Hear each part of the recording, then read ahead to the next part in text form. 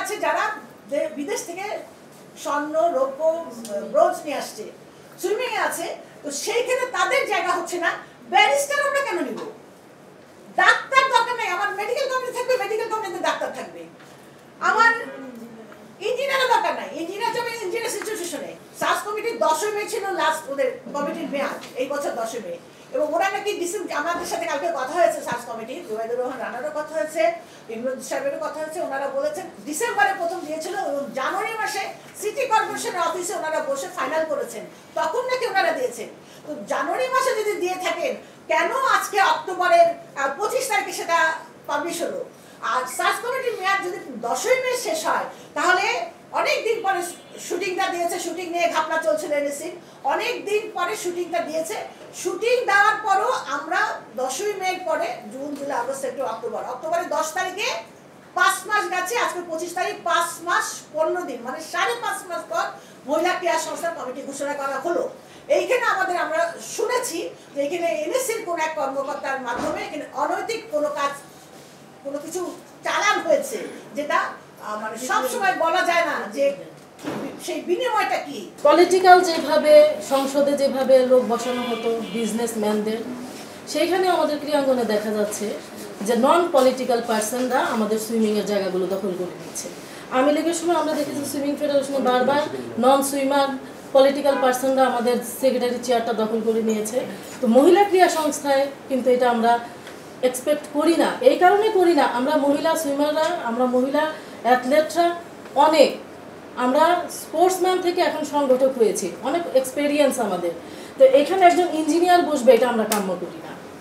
এখানে একজন সিনিয়র আইনজীবী বসবে, সেটা আমরা কাম্য করি না। আর এখানে অনেককেই নেওয়া হয়েছে মোস্ট এজেড পার্সনদের, তো ওরা এখানে বসে কি করবে? তার মানে সে যেই লাও সেই কদু। নেলি করিম একজন নন স্পোর্টসম্যান হয়ে আমাদের যেভাবে ডমিনেট করেছে একজন স্পোর্টসম্যানদের, একজন ন্যাশনাল প্লেয়ারদের, সেটা আমরা নিশ্চয়ই এক্সপেক্ট করি না।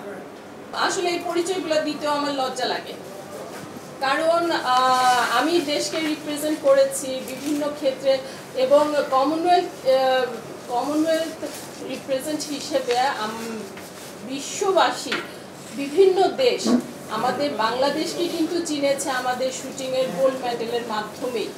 হ্যাঁ, সেখানে আমি শুটিং ছাড়ার পরে, আমি শুটিং ছেড়েছি 2013 সালে, কিন্তু স্টিল নাও আমি এখন পর্যন্ত শুটিং ফেডারেশনে বা মহিলা ক্রীড়া সংস্থায় বা কোথাও ক্রীড়াঙ্গনের কোথাও আমি একটা ভালো, মানে আমি কোনো দায়িত্ব নিয়ে ঢোকার মতো সুযোগ পাইনি। আর সবচেয়ে বড় কথা, মহিলা ক্রীড়া সংস্থায় আমার সদস্য পদ হিসেবে আমার কমিটিতে আমার ঢোকার ইচ্ছা ছিল, যেখানে উপদেষ্টারা বলেছিলেন, সার্চ কমিটিও যখন হয়েছে, সার্চ কমিটির ওনারাও বলেছিলেন যে ক্রীড়াক্ষেত্রে যাদের অবদান বেশি, যারা ইন্টারন্যাশনালি পদকপ্রাপ্ত বা ন্যাশনাল অ্যাওয়ার্ড যারা পেয়েছে, তাদেরকে দিয়ে কমিটি করবে, অভিজ্ঞ খেলোয়াড়দের দিয়ে কমিটি করবে। কিন্তু এখানে যে নামগুলো আছে, এখানের বেশিরভাগ খেলোয়াড়ই না, ক্রীড়া অনুরাগী কি খেলোয়াড়? ক্রীড়া অনুরাগীরা কি সংগঠক? তারা কি পদকপ্রাপ্ত খেলোয়াড়? তাদেরকে দিয়ে কমিটি করবে, তারা কেন কমিটিতে থাকবে? তখন বলেছিল যে যারা রাজনীতি করে, রাজনীতির কোনো লোক এইসব কমিটিতে আসবে না। তাহলে এখন কেন এই মানে নিয়মগুলো পালন করা হচ্ছে না? আমরা খেলাধুলা করেছি, আমরা ক্রীড়াঙ্গনে থাকবো, বাইরের মানুষ কেন আসবে ক্রীড়াঙ্গনে অবস্থান নিতে? আমার প্রশ্ন এটা। আর এই যে কমিটিটা হয়েছে, এই কমিটি অবশ্যই অবিলম্বে আমাদের এটা পরিবর্তন করা উচিত। এটা প্রধান উপদেষ্টা, ক্রীড়া উপদেষ্টার কাছে এটা আমাদের দাবি, আমাদের অনুরোধ না, এটা আমাদের দাবি, আমাদের আলটিমেটাম দিব আমরা। এটা পরিবর্তন করতে হবে।